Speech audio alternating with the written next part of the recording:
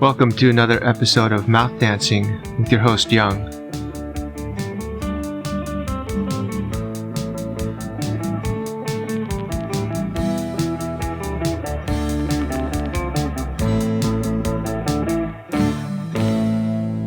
Do you guys ever think about spam? I'm not talking about like emails or phone calls, the unwanted kind. I'm talking about the actual meat that comes in a can. I grew up eating spam a lot. My family's Korean, and I think Asian people in general eat spam quite a bit. You just slice it up into medium to thick slices, and then you fry it in a pan. You can eat it with a fried egg or some rice and just whatever. But it's pretty common to eat among Asian people, I think. I know in Hawaii it's a big deal. Places like Guam, they love it. But a lot of Americans are really disgusted by spam. That's why, you call junk email spam. Or, phone calls where they're just telemarketers trying to get stuff from you. People call that spam too, because it's just junk stuff that you don't like. And a lot of people, if you ask them if they've eaten spam, they'll be like, ew, gross, I would never eat that. It's so disgusting. Like, what is it even made of? It's like some weird mystery meat. But then you'll see them at a barbecue, and they'll just wolf down like 10 to 20 hot dogs. You're like, what's the difference between a hot dog and spam? There's no difference. It's just, mystery animal parts just like shredded up and reconstituted, and I don't know how they do it, but they make it gel together somehow. They must use some sort of binding agents or bonding agents. I don't know what you call it, but it all sticks together somehow. It's just, various animal parts mixed with, some flavorings. You can tell there's a lot of salt in there for sure. And then they just make it stick together into like with spam, it's like a big block. And with hot dogs, it's just like a wiener shape. Isn't that just pretty much... It just seems like it's not rational. It's just like someone decided spam is gross and then everyone went with it. But then they didn't say the same thing about hot dogs for some reason. I know for a fact that a lot of people will eat hot dogs, but they won't touch spam for some reason. Same with bologna. Like the Oscar Mayer bologna, you remember that? I mean, how is that different from spam? People will eat like a sandwich that's just bologna and mayonnaise on like white bread. I remember people would eat that growing up, but if you talked about spam, they would talk about it like it's the most disgusting thing in the world.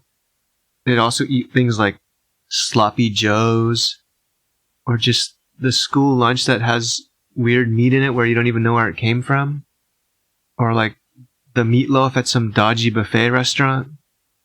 It's weird, isn't it?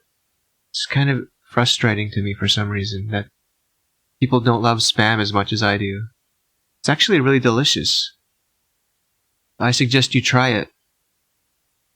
If you'll eat a hot dog, if you'll eat bologna, if you'll eat meatloaf, sloppy joes, a microwave burrito, Taco Bell, things like that, then spam is no different from that. It's all processed meat, and you don't know exactly what's in it except that it's vaguely made of beef, pork, chicken. It's just a bunch of shredded animal parts put into a mold or something. It's all the same stuff. The only reason you don't like it is because someone told you it's gross. So don't listen to them. Get yourself some spam. You can cut it into cubes or slices and grill it up or just fry it in a pan. It's really delicious, actually. And I'm certain you'll love it if you like hot dogs. You ever wonder why, newborns will drink milk? That's pretty much all they eat, right, is milk. I think it's either from their mother's teat or some sort of formula, or I don't know what else they do these days, but, you know, newborn babies drink a lot of milk. It's like so much dairy in their diet, right? But how come you never hear about them eating like cheese or ice cream?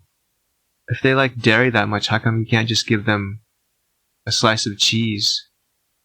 Is it because they don't have teeth or something, or they can't chew food yet? Can't you just like liquefy some cheese or make like a milkshake out of ice cream and give it to a baby? Why can't you do that? It's just weird that babies are so like picky about what they eat. They'll eat this kind of dairy, but then not this other kind of dairy. Maybe they'd be healthier if they ate like goat cheese, goat milk cheese, or, just whatever. There's so much dairy foods out there, like cheesecake, just all the different cheeses, it's ice cream. What else is made of dairy? Kind of drawing a blank for some reason.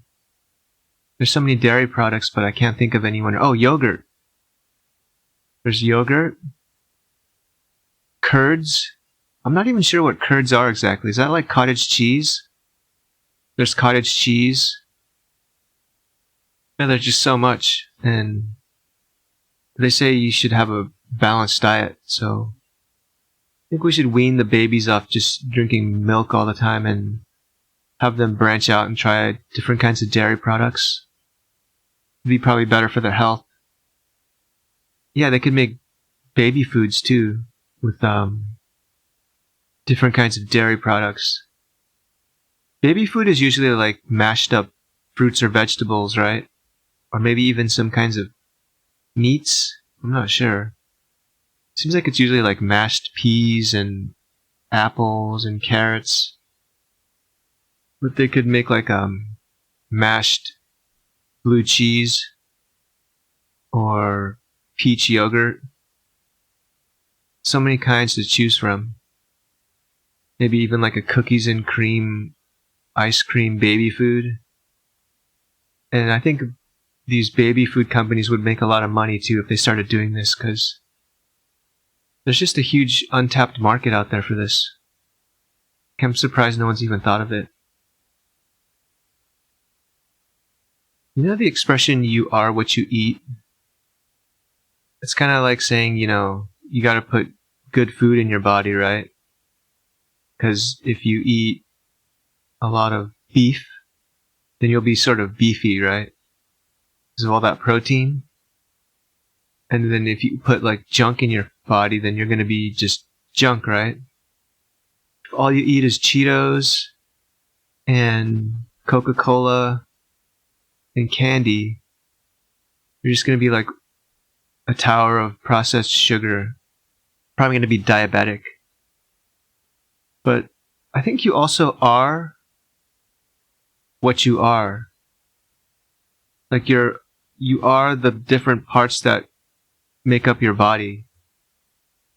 Like you have arms, you have legs, you have a torso, you have buttocks and a head, and shoulders and hair, and eyes and ears and a mouth and a nose, and other body parts that I didn't mention.